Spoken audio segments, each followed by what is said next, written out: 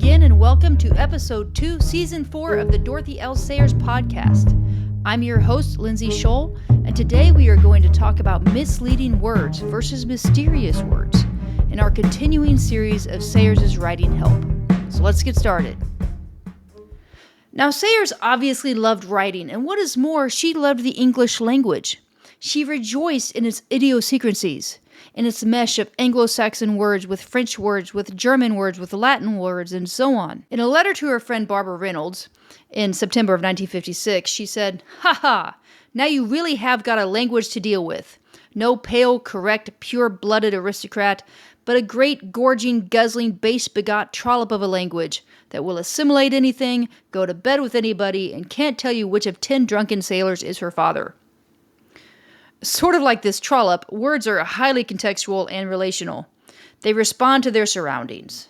In her 1954 article, Poetry, Language, and Ambiguity, Sayers says that we use language in a varying context which modify its significance, as a color shows modified by the colors which surround it. So, when we use words, we should know what they mean. But we should know more than that. We should know how they relate to other words, as well as what sort of baggage they carry. Otherwise, the possibility of embarrassment is high, for a multitude of reasons. One of them is just that we conjure up an image in someone's brain that we didn't mean to. Listen to this from Lost Tools of Learning. Here is a sentence from no less academic a source than a front-page article in the Times Literary Supplement. The Frenchman, Alfred Epinat, pointed out that certain species, e.g. ants and wasps, can only face the horrors of life and death in association. I do not know what the Frenchman actually did say.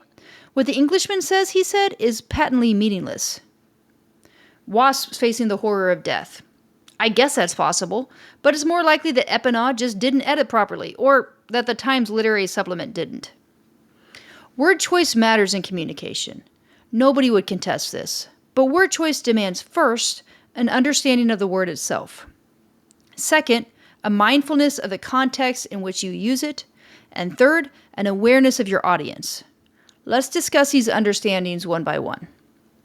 First, you must know what a word means before you use it.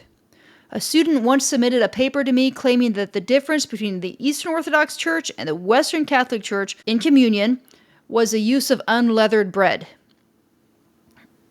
Right, as opposed to unleavened, that is without yeast.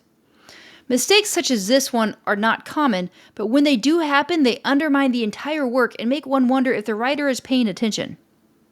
What is more common is when the writer wants to sound educated, and so includes an unknown word, usually in a listing of some sort. For example, in a paper on Roger Bacon, one student wrote that Opus Maius covers a variety of different areas of medieval science, including optics, astronomy, barology, alchemy, agriculture, medicine, and experimental science. This is not a bad sentence of its own, but I'm her teacher, and I don't even know what barology is. The student did not either. Apparently, it's a defunct branch of physics concerning gravity. Second, you must consider the word in context. As Sayers points out in the first quote, a word is like a color. It is modified by the words around it. Usually, a writer does a poor job considering context out of the desire to be hyperbolic, or they're unconsciously perpetuating a cliche, or they're just not editing as closely as they could. I once turned in a paper to my high school drama teacher that claimed that Macbeth was 30 decades old. Consider this sentence. As a young adolescent, Augustine embraces his flesh. Overlooking the redundancy of a young adolescent, what is a word picture inspired by embracing one's flesh? One can embrace another person, or an animal, or a tree. Maybe, figuratively, one can embrace an idea. But to embrace oneself is a strange, unsatisfying thing. When it comes to St. Augustine, there's nothing wrong with the word embracing or the word flesh, but the two do not work well together in this sentence. Perhaps the easiest context to overlook is the context of the paragraph, or even the paper as a whole, especially when it comes to repeated words. It is one thing to use the verb show once on a page, but when this shows that, it seems to show A, and he shows that, within the space of 10 sentences, the page needs to be rewritten. Careful reading and the use of Control F will correct this. A word may also be misused for hyperbolic reasons. Hyperbole, which is the use of extreme language, is a powerful tool. A dog can explode out of the door, which provides a colorful picture and a bit of fear in the visitor. But hyperbole can become cliché and can even change the meaning of a word. In a letter to the editor in 1939, Sayers addresses such wrong word usage. What one may not say is, words are literally trinitrotoluene, that's TNT, or religion is literally morphine.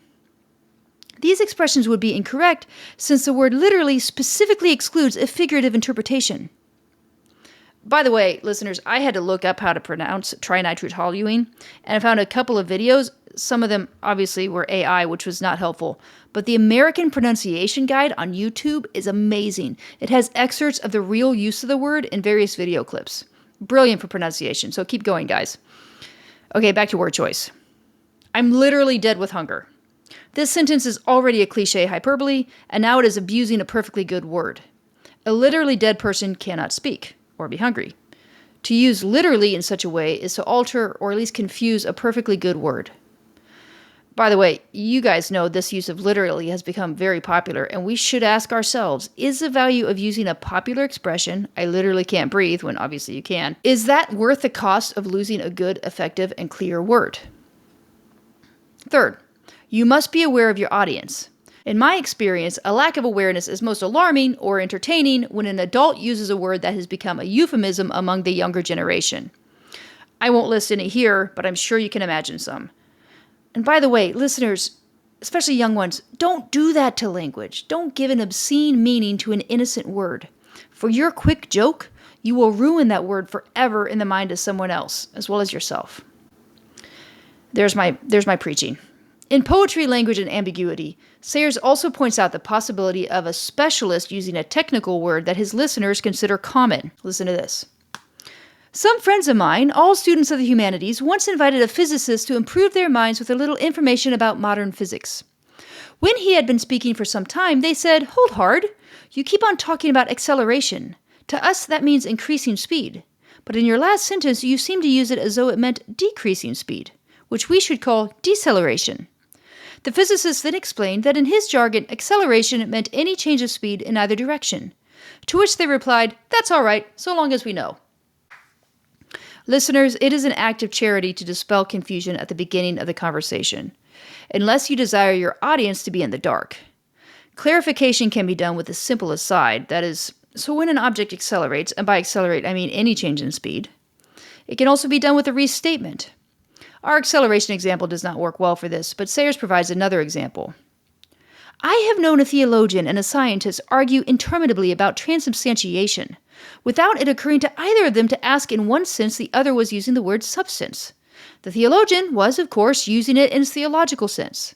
A substance is an independently existing being, the entity underlying the phenomena. We still use it more or less in that sense when we say, never mind reading the whole document, give me the substance of it. The scientist was using it in the common modern sense, more or less synonymous with matter or solidity. In other words, if I ask, what is the substance of this chair, I could be asking, is it wood or metal? But I could also be asking, what is the whatness of a chair? What does chair mean? In a case where I can anticipate confusion, I should restate the question before someone else has to ask for clarity. What is the substance of this chair? What is its essence? Restatement is effective in writing and conversation, and it has the added benefit of not insulting your audience. If you are unsure what your friend knows about the churches of Paris, you should follow up your assertion that Sainte-Chapelle is the most glorious building in France with, of all the churches in Paris, it has the best medieval stained glass windows. If your companion had wondered what Sainte-Chapelle was, now she at least knows that it is a medieval church with stained glass. We all know writing is beset with temptations, and one of the more pervasive allures is a temptation to sound smart. It's okay to sound smart and even to be smart, but it's not okay to purposely leave your audience mystified in order to groom your own ego. Consider this observation in the novel Clouds of Witnesses. This is made by the Dowager Duchess, Lord Peter Wimsey's mother. The worse you express yourself these days, the more profound people think you, though that's nothing new. Like Browning and those quaint metaphysical people, when you never knew whether they really mean their mistress or the established church. So bridegroomy and biblical. Apparently, even the pronoun she could be confusing. There is also the temptation to sound too analytical or skeptical, such as the character Jack in another of Sayers' novels. Praise God, or whatever it is, from, if direction exists, whom, if personality exists, all blessings, if that word corresponds to any percept of objective reality, flow, if Heraclitus and Barrison and Einstein are correct in stating that everything is more or less flowing about. Suffice to say, you cannot overstate the importance of word choice. Some words are adamantine. The, said, with, can withstand almost any amount of use. But other words are made of softer metal, like gold. They are easy to notice, able to be shaped, impressed upon, and overused. It is the job of the writer to use such precious metal well. Now let's go on to situations where you know what the word is, but you don't expect your readers to. These would be the words mysterious from our title. Listen to this scene from Nine Tailors, in which a rector is giving Lord Peter Wimsey a tour. Now, the choir stalls are different. They are the original monk stalls with misereres. Isn't the carving fine? There's a piscina in the sanctuary, but not a very exciting one. Wimsey admitted that he was unable to feel great excitement about piscinas. Now, perhaps you don't know what a piscina is, or a miserere, but you may be able to guess. The mention of choir stalls, monks, and a sanctuary all indicate the interior of a church. So even though you don't know a miserere from a piscina, you can guess that they are some sort of ecclesiastical decoration. The need to be clear does not mean you cannot teach your audience and that you cannot share some remarkable vocabulary with them. Nor does it mean that your readers need to understand every word. Sayers supported the use of old words and new phrases. She often used language that challenged her readers. In fact, her confidence in the average reader's intelligence was so high that she did not translate the snippets of French or Latin that her characters used. The difference between her work and that of a snob is that Sayers wants to elevate her audience to where she is, rather than condescend to them. For example, at the end of her novel, Gaudy Night, the conflict between Peter and Harriet is resolved with this exchange in Latin. Placetne magistra? Placet. Chances are, many of her readers did not know Latin, and if they did, they still did not understand the implications of these words. Yet the statement is full of meaning. Peter's question, Placetne magistra, uses Harriet's academic title, magistra, or teacher. His use of this label relieves an ongoing tension, whether Harriet could be both a wife and a scholar and writer. The phrase exchange, Placetne, placet, translates to, it's pleasing, isn't it? It is. If the reader takes the time to figure out the Latin, she earns a deeper understanding of Peter and Harriet's relationship. If she does not, it's not a problem. The kiss that follows the dialogue tells her that the exchange is a positive one. Piscina and magistra, if used well, can elevate the audience's understanding. They also lend depth and enigma to the reading.